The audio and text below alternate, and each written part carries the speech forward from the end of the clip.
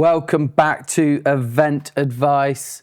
Absolutely delighted to be sharing our thoughts from the industry from CrowdComms. I'm Matt. Today I'm joined. Do you want to say who you are? Yeah, I would love to. I do know who you are. Good, that's a start. Just about after 10 years, but tell us. I'm Henry. I'm Director of New Business at CrowdComms. I've had the pleasure of working with CrowdComms for nearly 10 years. And I help lead the new business development sort of strategy in the UK. So if you are chatting to Henry, there's a couple of things I think you should do when you're talking to him about your event. Ask him about the Chinese circus, which is one of my favourite stories of Henry's. I'm trying to think of, lots of them are not really appropriate to ask him about, but that one I think you definitely can do. Olympics? The Olympics is very good in your dancing career. So definitely ask him about that and tell him about your events. He is a knowledgeable and brilliant person. And today we're going to be using that brain to discuss matchmaking. So the title is Matchmaking That Matters. So what do we actually mean by matchmaking in an event context? Matchmaking has a broad meaning, but ultimately what I think it means, as opposed to networking, it's something that networking is where it's more random, where you can walk around an event, hope to meet specific people. With matchmaking, it's more of a tailored, curated, and potentially more meaningful experience. Matchmaking is designed to link you with other people who either share a common knowledge that you want to express with each other. It's potentially linking in buyers and sellers for a particular reason, but ultimately it's the main point of matchmaking is to connect you with similar people, and there's an intention to meet them, as opposed to something that's more random. Similar or different? Could be either. Sometimes it's, if you and I get together because we're similar, we're going to have fun, aren't we? I'm not saying we are similar. We have similarities, definitely. But I know you, we work in the same industry, we already get on. And so we meet up, we're going to have a great time. There will be some collaboration that comes from it, but sometimes you want to meet people that are different. You're right. Yeah, so it's an interesting one, isn't it? Why does it matter so much? And let's look at some profile types: attendees, sponsors, and organisers. Yeah, for attendees, I think it's about saving them time, matchmaking. So it's an efficiency tool. An efficiency tool where you're going to an event and you've got a tool that is coordinating you and helping you make decisions to save time. For sponsors, I think it's about generating the right leads, having the right conversations to generate ROI.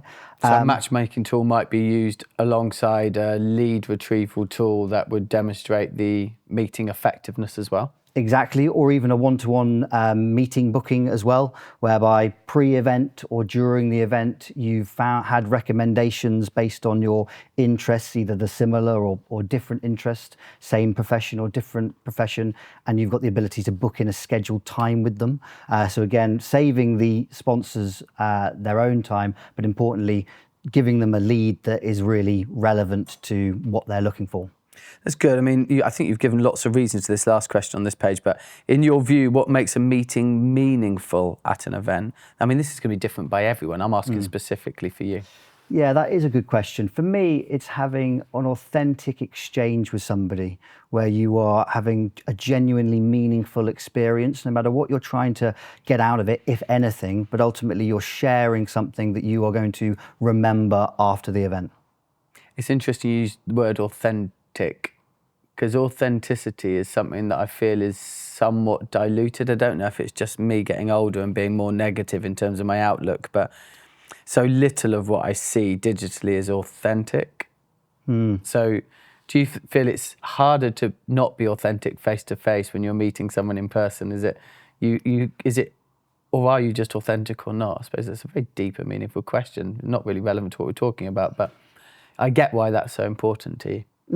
Yeah, authenticity.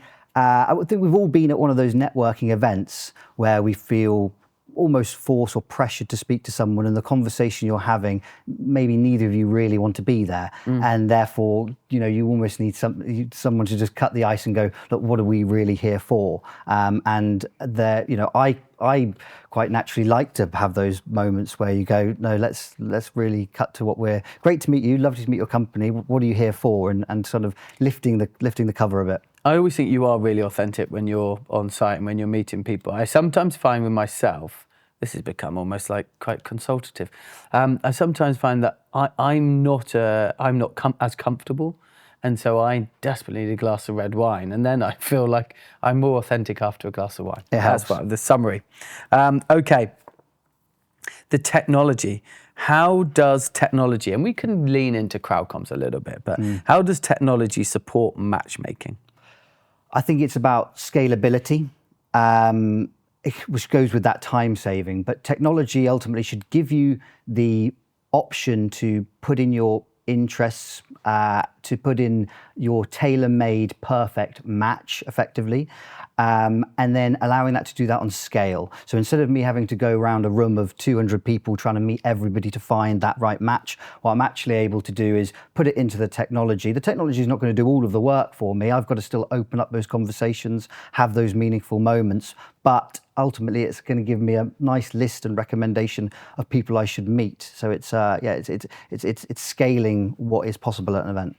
But it might be able to, looking at our technology, it's really interesting. It leverages AI. The focus on the solution rather than the how it does it. But we're trying to improve the efficiency that people can get the meetings they want. So people meet people that are most pertinent and use their time most effectively. And you use an AI tool to do that, which will make recommendations.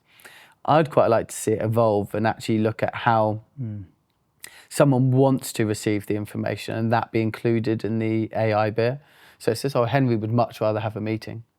So you, rather than having to choose how you communicate, your preferences are predisposed.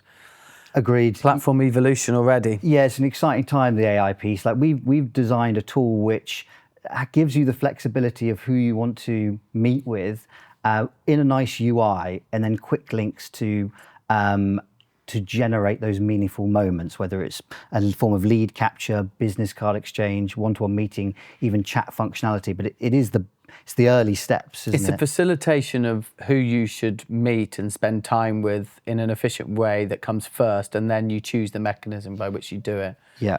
I do find, I see people, like, there's so much talk about AI. I am finding it is starting to die off.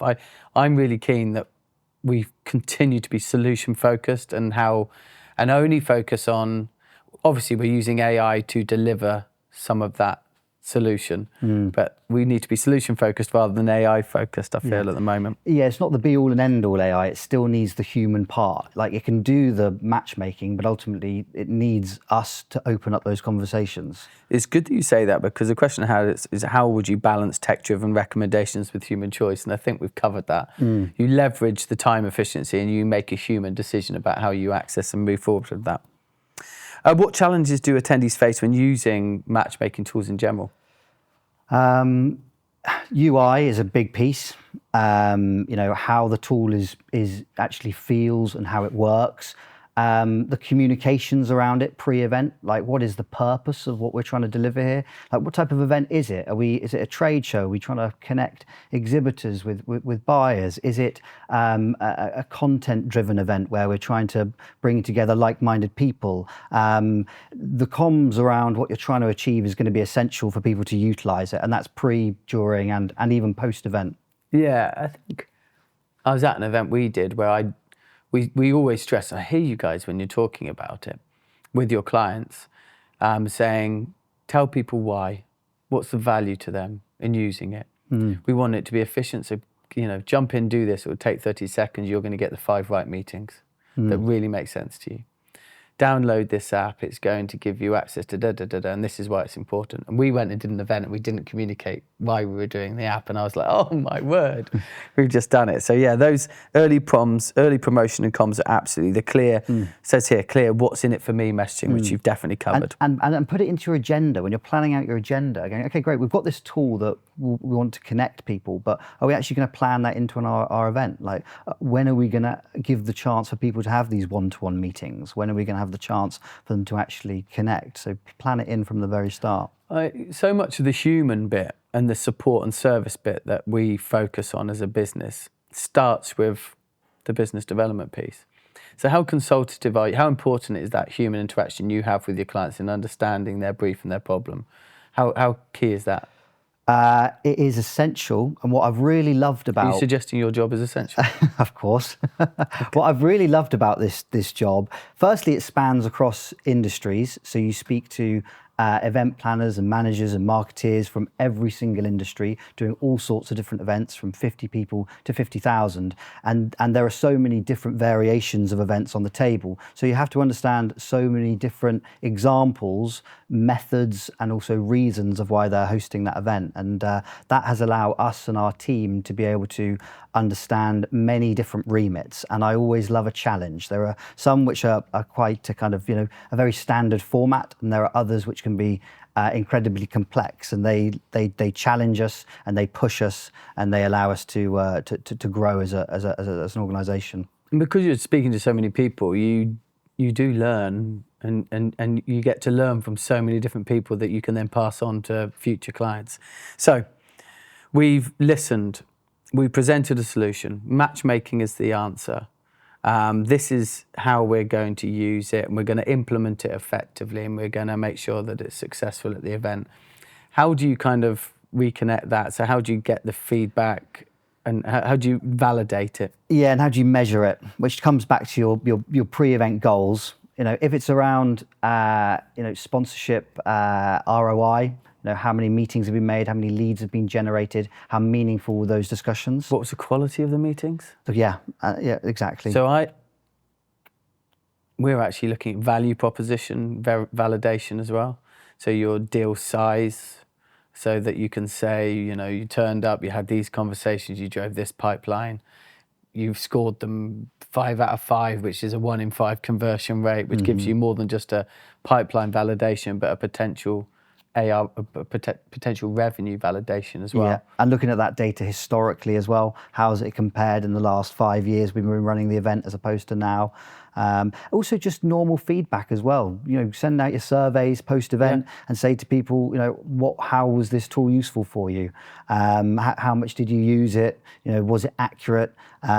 Giving people transparency as well of how the matches are being made. Like we've generated a tool that is learning from your behavior as well as matching you based on preferences. You're also linking in your LinkedIn profile, so it's taking that data. You can link in your LinkedIn. You can, you can choose to.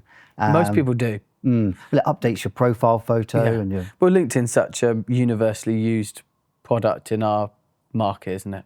Yeah. And what's one thing organisers often overlook? Often sounds a bit negative. Can you think of something organisers may overlook when setting up networking? What's the one thing they should be mindful of really focusing not to do? I think it's around creating time and space to allow it to happen. That's a really good point. I'm often seen they've got all these grand plans, they've got all the tools, but when it comes to actually creating the time and space to encourage it, and an environment that is welcoming and sensory-wise appropriate. To create conversations and collaboration. Yeah, well, how many times do you suddenly have to, you find yourself in a noisy room, you have to try and peel yourself away, and there's one nook shared between, how many, 300 attendees, whatever it might be. Bright lights. You're having to blag or negotiate with the on-site event manager if they've got a free room available. Hopefully you've got that stuff planned out pre-event. So don't just have great ideas, give the time and space for them to be really effective. Plan it in. The meetings are so crucial, aren't they? That's where it all happens. That's why this feature is so critical. Yeah. I'm really happy with it. It's working really well. and the feedback's been absolutely terrific. It is so crucial to the effectiveness of an event to get it right. I think we've nailed it, but I am biased. Okay, so that's a great thing. It says here, what advice would you give to an organizer thinking about adding matchmaking to their event? And that's got to be a takeaway, hasn't it? Implement the tech. The tech is designed to make life easier for you. It does. But create an environment that tech can flourish. The thing that it does, it doesn't have the conversations. It facilitates the conversations. So give people the environment to have those quality conversations. And what should we do if we want to find out more about CrowdComms matchmaking?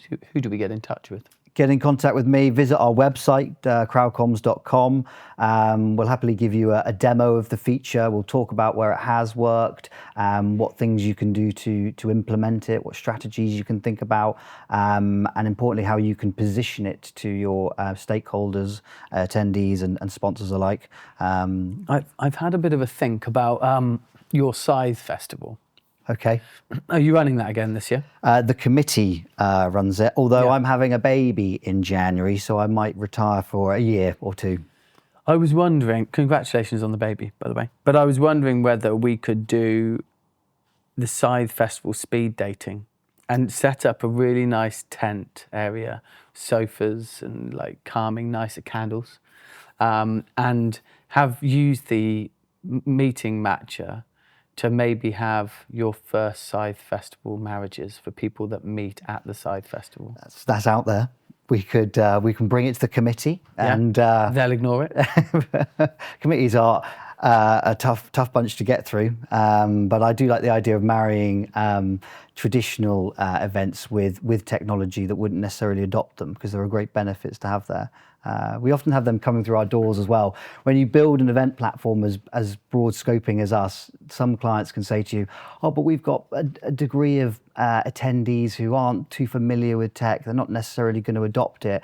Once you put it in people's hands, you will be surprised. And if you make it really easy to use, then I think you can surprise yourself with what you can do when you offer it to people. So, an amazing session. Thank you, Henry, for your time. Please go and like the video if you liked it. I'm sure you did. So just think, because that really helps us. Subscribe if you haven't done. If you're watching it, please subscribe. And we'll look forward to seeing you again soon.